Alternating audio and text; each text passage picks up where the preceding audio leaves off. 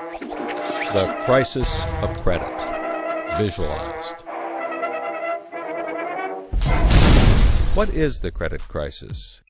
It's a worldwide financial fiasco involving terms you've probably heard, like subprime mortgages, collateralized debt obligations, frozen credit markets, and credit default swaps. Who's affected? Everyone. How did it happen? Here's how. The credit crisis brings two groups of people together, homeowners and investors. Homeowners represent their mortgages, and investors represent their money. These mortgages represent houses, and this money represents large institutions like pension funds, insurance companies, sovereign funds, mutual funds, etc. These groups are brought together through the financial system, a bunch of banks and brokers commonly known as Wall Street. While it may not seem like it, these banks on Wall Street are closely connected to these houses on Main Street. To understand how, let's start at the beginning. Years ago, the investors are sitting on their pile of money, looking for a good investment to turn into more money. Traditionally, they go to the U.S. Federal Reserve, where they buy Treasury bills, believed to be the safest investment. But in the wake of the dot-com bust in September 11th, Federal Reserve Chairman Alan Greenspan lowers interest rates to only 1% to keep the economy strong. 1% is a very low return on investment, so the investors say, no thanks. On the flip side, this means banks on Wall Street can borrow from the Fed for only 1%. Add to that general surpluses from Japan, China, and the Middle East, and there's an abundance of cheap credit. This makes borrowing money easy for banks and causes them to go crazy with leverage. Leverage is borrowing money to amplify the outcome of a deal. Here's how it works. In a normal deal, someone with $10,000 buys a box for $10,000. He then sells it to someone else for $11,000. For a $1,000 profit, a good deal. But using leverage, someone with $10,000 would go borrow $990,000 more, giving him $1 million in hand. Then he goes and buys 100 boxes with his $1 million and sells them to someone else for $1,100,000. Then he pays back his $990,000 plus $10,000 in interest. And after his initial $10,000, he's left with a $90,000 profit versus the other guy's $1,000. Leverage turns good deals into great deals. This is a major way banks make their money. So Wall Street takes out a ton of credit, makes great deals, and grows tremendously rich, and then pays it back. The investors see this and want a piece of the action, and this gives Wall Street an idea. They can connect the investors to the homeowners through mortgages. Here's how it works. A family wants a house, so they save for a down payment and contact a mortgage broker. The mortgage broker connects the family to a lender who gives them a mortgage. The broker makes a nice commission. The family buys a house and becomes homeowners. This is great for them because housing prices have been rising practically forever. Everything works out nicely. One day, the lender gets a call from an investment banker who wants to buy the mortgage. The lender sells it to him for a very nice fee. The investment banker then borrows millions of dollars and buys thousands more mortgages and puts them into a nice little box. This means that every month he gets the payments from the homeowners of all the mortgages in the box. Then he sicks his banker wizards on it to work their financial magic, which is basically cutting it into 3 slices: safe, okay, and risky. They pack the slices back up in the box and call it a collateralized debt obligation, or CDO. A CDO works like 3 cascading trays.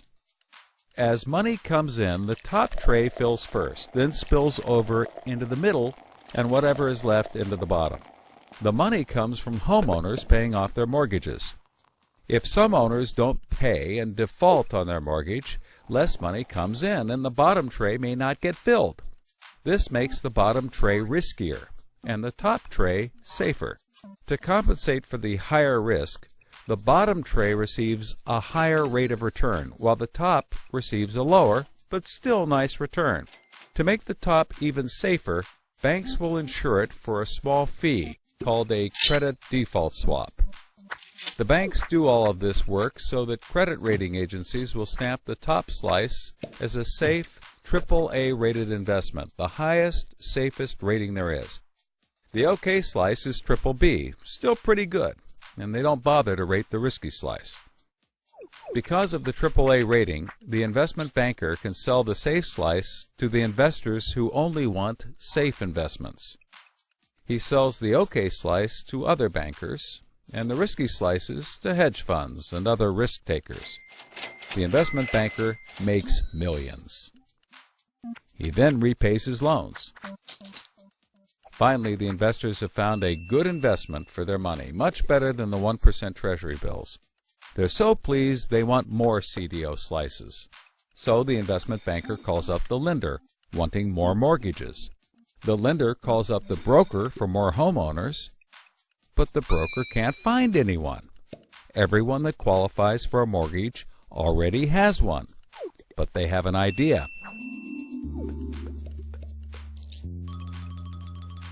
When homeowners default on their mortgage, the lender gets the house, and houses are always increasing in value. Since they're covered if the homeowners default, lenders can start adding risk to new mortgages, not requiring down payments, no proof of income, no documents at all. And that's exactly what they did. So instead of lending to responsible homeowners, called prime mortgages, they started to get some that were, well, less responsible. These are subprime mortgages. This is the turning point.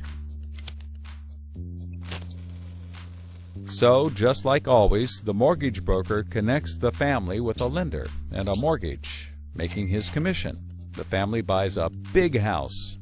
The lender sells the mortgage to the investment banker, who turns it into a CDO and sells slices to the investors and others. This actually works out nicely for everyone and makes them all rich. No one was worried because as soon as they sold the mortgage to the next guy, it was his problem. If the homeowners were to default, they didn't care. They were selling off their risk to the next guy and making millions, like playing hot potato with a time bomb. Not surprisingly, the homeowners default on their mortgage, which at this moment is owned by the banker. This means he forecloses and one of his monthly payments turns into a house. No big deal. He puts it up for sale. But more and more of his monthly payments turn into houses. Now there are so many houses for sale on the market, creating more supply than there is demand, and housing prices aren't rising anymore. In fact, they plummet. This creates an interesting problem for homeowners still paying their mortgages. As all the houses in their neighborhood go up for sale, the value of their house goes down, and they start to wonder why they're paying back their $300,000 mortgage when the house is now worth only $90,000. They decide that it doesn't make sense to continue paying, even though they can afford to, and they walk away from their house. Default rates sweep the country, and prices plummet. Now the investment banker is basically holding a box full of worthless houses. He calls up his buddy the investor to sell his CDO, but the investor isn't stupid and says, no thanks. He knows that the stream of money isn't even a dribble anymore. The banker tries to sell to everyone, but nobody wants to buy his bomb. He's freaking out because he borrowed millions, sometimes billions of dollars to buy this bomb, and he can't pay it back. Whatever he tries, he can't get rid of it. But he's not the only one. The investors have already bought thousands of these bombs. The lender calls up trying to sell his mortgage, but the banker won't buy it, and the broker is out of work. The whole financial system is frozen, and things get dark.